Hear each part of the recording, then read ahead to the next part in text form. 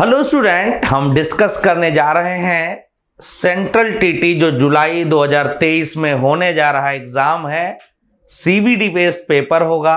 Form भरे जा रहे हैं। आप सब ने फॉर्म भरना सुनिश्चित कर लिया है या फॉर्म भर चुके हैं? अब आप तैयारी कर रहे हैं। इस तैयारी को किस तरीके से हम अंजाम दें कि हम अपने लक्ष्य को भेद सकें, तो आज हम बताने आए हैं कि कम समय में या एक निश्चित समय में या लिमिटेड टाइम पीरियड के अंदर सेंट्रल टीटी के प्राइमरी और जूनियर यानी दोनों पेपर की स्ट्रेटजी को हम डिस्कस करने जा रहे हैं और कम समय में एथेंटिक तरीके से, जेन्युइन तरीके से या विश्वसनीय तरीके से सेंट्रल टीटी को क्वालिफाई, सिर्फ क्वालिफाई नहीं करें, अवेयर भी हों कि इनको कैसे पढ़ें, किन बुक्स को पढ़ें, किस उसमें कौन कौन सी हमें चीज़ों की बेसिक ज़रूरत है, कहाँ से पढ़ें, कैसे पढ़ें, किन चीज़ों को ज़्यादा ध्यान दें, ये सारी बातें हम डिस्कस कर रहे हैं। आप स्लाइड पर देख भी पा रहे होंगे कि सेंट्रल टीटी को क्वालिफाई करने के लिए आपको सिंपली क्या करना है। Strategy of qualifying seated in short time, लघु समय या निश्चित समय या कम समय में हम सेंट्रल टीटी के एग्जाम को कैसे क्वालिफाई करें जो जुलाई 2023 में होने जा रहा है। जुलाई 2000 सीबीटी बेस्ड पेपर होगा, कंप्यूटर बेस्ड पेपर होगा। Computer CBT computer based test होता है, तो बिल्कुल घबराने की जरूरत नहीं है। जिन्होंने बीएड, बीटीसी, डीएलएड या इससे संबंधित डिग्री, डिप्लोमा लिया है वो सब एलिजिबल हैं। तो इंपॉर्टेंट है कि अब सेंट्रल टीटी जुलाई में जो एग्जाम कंडक्ट होगा 2023 का, उसका फॉर्म भरा जा चुका है। कैसे क्वालिफाई करें, पढ़ते हैं। अब इंपॉर्टेंट बातचीत शुरू होगी कि सेंट्रल टीटी के प्राइमरी पेपर में क्या क्या आता है और उसके लिए हमें क्या क्या पढ़ना होता है। आप देख पा रहे होंगे यहां स्क्रीन के ऊपर कि सेंट्रल टीटी का जो पेपर फर्स्ट है, सेंट्रल टीटी का जो पेपर फर्स्ट है, उस फर्स्ट पेपर जो 1 to 5 स्टैंडर्ड के लिए होता है, 1 to 5 स्टैंडर्ड यानी प्राइमरी के लिए या पीआरटी टीचर बनने की एलिजिबिलिटी देता है पूरे भारत में। उन छात्रों को क्या क्या पढ़ना होगा? सबसे पहले उन्हें चाइल्ड डेवलपमेंट के 30 क्वेश्चन 30 अंक के, फिर एनवायरमेंटल स्टडी के 30 अंक के 30 क्वेश्चन, और फिर मैथमेटिक्स के 30 क्वेश्चन और लैंग्वेज फर्स्ट और लैंग्वेज सेकंड। यानी कहने का हमारा सिंपल सा तात्पर्य है कि चाइल्ड डेवलपमेंट एंड पेडागोजी के सवाल आएंगे। इन्वायरमेंट में भी इन्वायरमेंटल स्टडी और पेडागोजी दोनों इन्वॉल्व होती है। मैथमेटिक्स में मैथमेटिक्स और मैथमेटिक्स की पेडागोजी। यहाँ लैंग्वेज में एक अनसीन पैसेज गद्य या पद्य आता है। अगर हिंदी भाषा ली तो गद्य और पद्य से 10 क्वेश्चन आते हैं और उसके बाद इसमें पेडागोजी। ऐसी सेकंड लैंग्वेज में इंग्लिश या संस्कृत या उर्दू या 20 लैंग्वेज का ऑप्शन होता है, वो लेते हैं तो प्रोज एंड पोएट्री, और उसके 20 क्वेश्चन लगभग आते हैं जो रहते हैं पेडागोजी के। इसी तरीके से हिंदी में, संस्कृत में, अदर लैंग्वेजेज में भी होता है। तो कुल मिलाकर 150 क्वेश्चन आते हैं। 150 क्वेश्चन 2.5 घंटे के समय में सीबीटी बेस्ड करने होते हैं। 2.5 घंटे का टाइम पेपर करना होता है। कंप्यूटर बेस्ड पेपर होता है, इसको आप संभालना है। सारे क्वेश्चन करने हैं, कोई नेगेटिव मार्किंग नहीं होती है। तो इंपॉर्टेंट है प्राइमरी के लिए हम क्या तैयारी करें, किस तरीके की रणनीति होनी चाहिए हमारी प्राइमरी टीचर बनने के लिए, उसको हम देखने की कोशिश करते हैं। तो प्राइमरी में पढ़ने के लिए आपको सीटेड पास करने के लिए क्या करना होगा? सबसे पहला काम, सीटेड पेपर फर्स्ट के लिए क्या पढ़ें। बहुत सारे लोग गाइडें खरीदते हैं मार्केट की और दुनिया भर की चीजें, नोट्स, पता नहीं क्या क्या खरीद कर आप पढ़ते रहते हो। सेंट्रल टीटी में फर्जी चीजें पूछी। कॉन्सेप्ट बेस्ड पेपर होता है, लॉजिकल होता है, प्रॉब्लम सॉल्विंग को पेपर होता है। जब तक आपकी सोचने समझने की क्षमता नहीं बदलेगी, ईमानदारी से आप पढ़ाई नहीं करेंगे, हवाई बीएड बीटीसी करके गए हैं, तो आप सेंट्रल टीटी में सुरक्षित महसूस ना करें। आता है एग्जाम का थपेड़ा और सब खत्म हो जाता है। इसलिए अगर ईमानदार पढ़ाई करेंगे, ईमानदारी की पढ़ाई करेंगे, सच में ट्रेनिंग जो आपने करके सब कुछ सीखा है तभी आप कुछ कर पाएंगे, लेकिन वो गलती आपकी नहीं है। कई बार बच्चों की समस्याएं नहीं है, ऐसे विद्यालय, ऐसी व्यवस्था, ऐसा सिस्टम मिल जाता है जिसमें वो कुछ सब कुछ नछावर करके समय वगैरह, फीस वगैरह, फिर भी कुछ वो कर नहीं पाते। उनके लिए क्या है, कैसे सीटेट कम दिन में पास करें। तो नेशनल कैरिकुलम फ्रेमवर्क, राष्ट्रीय पाठचर्या की रूपरेखा, एनसीएफ 2005, एनसीएफ 2005 को अभी हम लास्ट में डिस्कस करेंगे क्या है, कैसे है और इसमें कौन कौन सी चीजें पढ़नी है, उन पर हम चर्चा कर देंगे।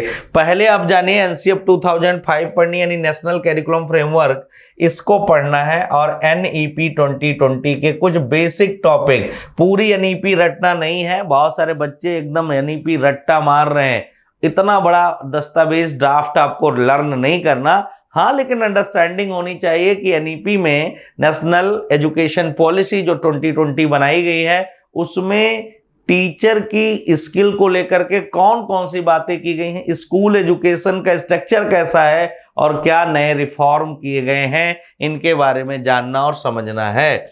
जो इन्वायरमेंटल स्टडी और मैथमेटिक्स आएगी उसके लिए ईवीएस के लिए 4th और 5th की एनसीईआरटी की बुक्स आप पढ़ सकते हैं, या फिर मैथमेटिक्स के लिए भी 4th और 5th स्टैंडर्ड की बुक्स पढ़ सकते हैं। लैंग्वेज के लिए भी पढ़ सकते हैं, लेकिन इतना ज्यादा आपको डीप स्टडी नहीं करनी है, एनसीईआरटी किताबें।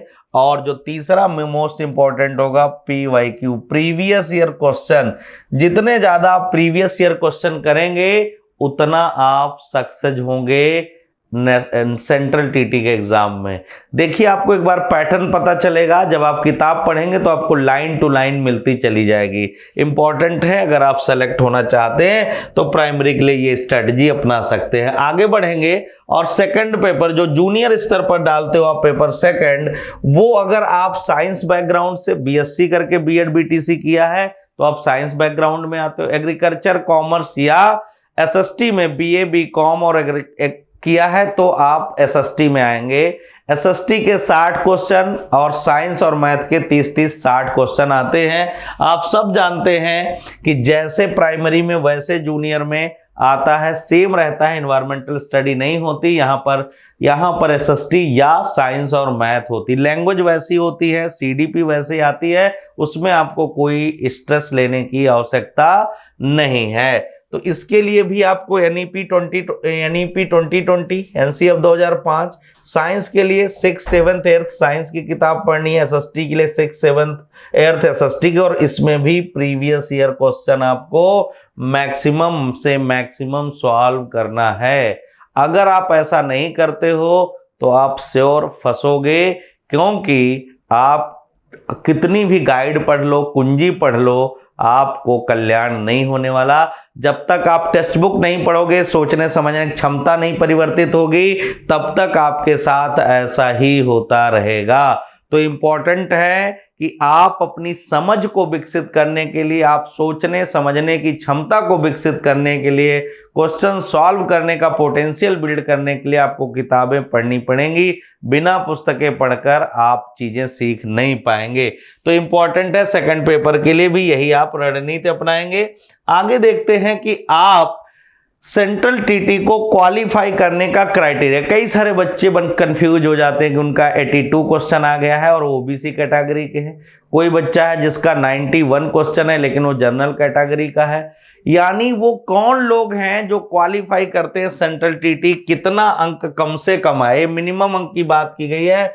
कम से कम सेंट्रल टीटी को पास करने के लिए इतनी चीजें आपको जरूरी होती है, कम से कम। तो पहली कंडीशन है जनरल और ईडब्ल्यूएस कैटेगरी, सामान्य और इकोनॉमिकली वीकर सेक्शन में हो तो 60% मार्क्स या 90 क्वेश्चन है, कम से कम क्वालिफाइंग क्राइटेरिया है। ओवरऑल इसमें सेगमेंट में नहीं होता है, 150 क्वेश्चन में से 90 क्वेश्चन आपको सही करने, नेगेटिव मार्किंग नहीं होती। ओबीसी है, एससी है और एसटी है, इसको 54.66% या 82 क्वेश्चन मिनिमम लाने होते हैं क्वालिफाई करने के लिए। जो सीटेट का सर्टिफिकेट होता है वो लाइफ टाइम वैलिड होता है, ऑल इंडिया वैलिड होता है। आपको कंफ्यूजन नहीं होगा कि दिल्ली का फॉर्म डालना है, उत्तर प्रदेश में सुपरटेट का फॉर्म डालना है या और कहीं कई सारी चीजें अदर स्टेट के एग्जाम डालना है। तो सेंट्रल टीटी का प्राइमरी और जूनियर क्वालिफाई हो गए तो दोनोल जगह पीआरटी और टीजीटी के लिए आप एलिजिबल माने जाओगे, चाहे आपके और एग्जाम क्वालिफाई हो या ना हो, क्योंकि central TT all India valid है तो इसलिए आपके लिए इजी है, इसको क्वालिफाई कर लें। अब हम डिस्कस करना चाहते हैं कि जो हमने एनसीएफ 2005 बताया था उसको सीटेट की तैयारी के लिए कैसे यूटिलाइज किया जाए, इस पर भी हम चर्चा आपसे करना चाहते हैं, क्योंकि सेंट्रल टीटी को क्वालिफाई करने के लिए एनसीएफ 2005 जो है वो आपके लिए प्राणवायु का काम करेगा। अब जो एनसीएफ 2005 है इसको कैसे मिलेगा, आपको कैसे से क्वालिफाई करेंगे, ये सारी चीजें हम जानना आपसे चाहते हैं या बताना चाहते हैं। एनसीएफ 2005 को सीटेट पास करने के लिए संजीवनी की तरह यूज कर सकते हैं। इसके 5 चैप्टर 180 पेज हैं, लेकिन इसको पढ़ना कैसे, एनसीएफ 2005 को पढ़ना कैसे है, पढ़ना कैसे हम आपको बता दे रहे हैं, पढ़ना कैसे है। बहुत सारे बच्चे नहीं जानते कैसे पढ़ना है। इसका सबसे पहले चैप्टर नंबर 4 पढ़ना है जो 88 नंबर पेज से स्टार्ट होता है। चैप्टर नंबर 4 आपको पढ़ना है जो विद्यालय के भौतिक वातावरण को डिफाइन करता है, विद्यालय के भौतिक वातावरण को बताता है, विद्यालय के भौतिक वातावरण को बताता है। अब विद्यालय का भौतिक वातावरण क्या होता है, जैसे स्वच्छ शौचालय, स्वच्छ विद्यालय, उनके हवादार कमरे, उनका इंफ्रास्ट्रक्चर। बच्चों से जब उनके रहने के स्थान के विषय में पूछा जाता है तो वहां रहना पसंद करते हैं जो रंग बिरंगा हो, दोस्ताना हो, जहां ढेर सारी खुली जगह, पशु पक्षी, पेड़ पौधे और खिलौने हों। तो इंपॉर्टेंट है बच्चों के लिए ऐसा वातावरण सीखने की प्रक्रिया को समृद्ध करता है, महत्वपूर्ण बनाता है। तो इसलिए फिजिकल एनवायरनमेंट कैसा होना चाहिए, आपने देखा होगा कि कई सारे विद्यालय जीर्ण छीर्ण पड़े रहते हैं, साफ सफाई को लेकर के कचरा, सब बहुत सारी अव्यवस्थाएं होती हैं। तो ऐसा नहीं होगा। फिजिकल एनवायरनमेंट को मेंटेन करने के लिए दीवारों, बच्चों की सृजनात्मकता को प्रोटेक्ट करने के लिए दीवारों को 4 फीट तक ब्लैक पेंट से क्यों पोत दिया जाता है, बच्चों की कलाकृतियों को दीवारों पर क्यों लगाना चाहिए, भौतिक स्थानों से सीखने के लिए दरवाजे, विंडो और पंखे की पंखुड़ियों को कलरफुल क्यों कर दिया जाना चाहिए, फर्श में विभिन्न प्रकार की ज्योमेट्री की एक्टिविटी क्यों की जानी चाहिए, प्रातःकालीन प्रार्थना सभा का उद्देश्य क्यों होता है। आप इसी चैप्टर को पढ़ोगे, चैप्टर नंबर 4, तो 92 नंबर पेज पर लिखा, शिक्षकों को अपनी कक्षाओं को ऐसी जगह बना देना चाहिए जहां चलती हुई क्लास में बच्चे सवाल पूछें, गलतियां करें, स्वयं सुधारें, वार्तालाप करें, संवाद करें, तो क्लास ज्यादा जीवंत या रियल हो जाती है। तो इंपॉर्टेंट है ऐसे कई सारे एक्टिविटीज को मेंटेन करना है, तो इस चैप्टर को हमें पढ़ना होगा। इसके बाद हमें चैप्टर नंबर 3 पढ़ना पड़ेगा। चैप्टर नंबर 3 जो है ये 41 से 47, पेज नंबर 41 से 47 पर भाषा पेडागोजी है, यानी लैंग्वेज पेडागोजी यहाँ पर आपको मिलेगी। लैंग्वेज पेडागोजी में आप जानेंगे कि घर की भाषा और स्कूल की भाषा में समरसता, समानता या जुड़ाव या लगाव होना चाहिए। व्यक्तिगत पठन को कैसे प्रोत्साहित किया जाए, बच्चे पढ़ना क्यों नहीं सीखते, पठन शुरू करने के कारगर उपागम क्या हैं, या भाषा के 4 कौशलों का विकास कैसे होता है, या इंपॉर्टेंट है कि बहुभाषिकता को संसाधन कैसे माना जाए, ट्रिपल लैंग्वेज फार्मूले का एग्जीक्यूशन करने का प्रोसीजर क्या है, मातृभाषाएं चिंतन के लिए क्यों जरूरी हैं, मातृभाषा में शिक्षण की व्यवस्था क्यों होनी चाहिए, या एक से अधिक भाषा बोलने वाले व्यक्ति को निश्चित संज्ञानात्मक लाभ, सामाजिक सहिष्णुता, चिंतन विस्तृत कैसे होता है। बच्चों की भाषाओं को कक्षा 3 तक बिना सुधारे उसी रूप में स्वीकार करना चाहिए जिस रूप में वे बोलते हैं, सुनते हैं, समझते हैं। इंपॉर्टेंट है कि इसलिए कक्षा 4-3 के बाद यानी 4 से रुचिकर और समृद्ध वातावरण मिले तो वो मानक भाषा को स्वयं ग्रहण कर लेते हैं। कोई बच्चा आपकी क्लास में कहता है मैम मुझे चापाकल पर जाना है, या वो कहता है मेरा दादाजी आया है, स्टेशन को टेशन बोलता है, लखनऊ को लखनऊ बोलता है, लखनऊ को नखलऊ बोलता है, टिकट को टिकस बोलता है, तो एज ए टीचर लैंग्वेज के आप क्या करेंगे। इंपॉर्टेंट ये है कि दूसरी भाषा या ग्लोबल भाषाओं को इंपॉर्टेंस कैसे दिया जाए। जीन पियाजे, वाइगोस्की और चामास्की के कॉन्सेप्ट क्या हैं लैंग्वेज को लेकर के, इन पर भी हम चर्चा करेंगे। इसी चैप्टर 3 में हम चले जाएंगे आगे, यानी 48 नंबर पेज पर, वहां मैथमेटिकल पेडागोजी होगी। मैथमेटिकल पेडागोजी की अगर हम बात करें तो मैथ कंपलसरी 1 से 8 तक क्यों पढ़ाया जाता है, मैथ पढ़ाने से बच्चे के ब्रेन को मैथमेटाइज कैसे किया जाता है, स्कूली गणित का दर्शन क्या होना चाहिए, स्कूली गणित की समस्याएं क्यों है, क्या स्कूली गणित में कैलकुलेशन से बाहर कोई दुनिया है, क्या हम ऐसा मैथमेटिक्स पढ़ा सकते हैं बच्चे को जो उसके जीवन में काम आए, जो रोज की दिनचर्या में उसे हेल्प करे। क्या मैथमेटिक्स के टीचर से बच्चे डरते हैं या डरावना वातावरण उनको परेशान क्यों करता है। ये ढेर सारी चीजें, गणित की पाठचर्या कैसी हो, सुसंगत और महत्वाकांक्षी, एम्बिशियस एंड कोहेरेंट क्यों होना चाहिए। इसके बाद हम इसी चैप्टर में आगे बढ़ेंगे, 53 नंबर पेज पर साइंस की पेडागोजी पढ़ेंगे। साइंस की पेडागोजी में इंपॉर्टेंट ये है कि बच्चे की जो कॉग्निटिव वैलिडिटी है उसको कैसे मेंटेन किया जाए। कॉग्निटिव वैलिडिटी को मेंटेन करने के लिए इंपॉर्टेंट आपके लिए ये हो जाता है कि ज्ञान को ना इतना सरल किया जाए कि उसका मीनिंग बदल जाए, और दूसरा इंपॉर्टेंट ये है कि ज्ञान को इतना क्लिष्ट ना किया जाए कि बच्चों की पहुंच से दूर हो जाए। अब एक बच्चा क्लास में कहता है मैम कि एक प्लांट है जिसकी सर्वाइवशिप के लिए सॉइल का होना कंपलसरी है।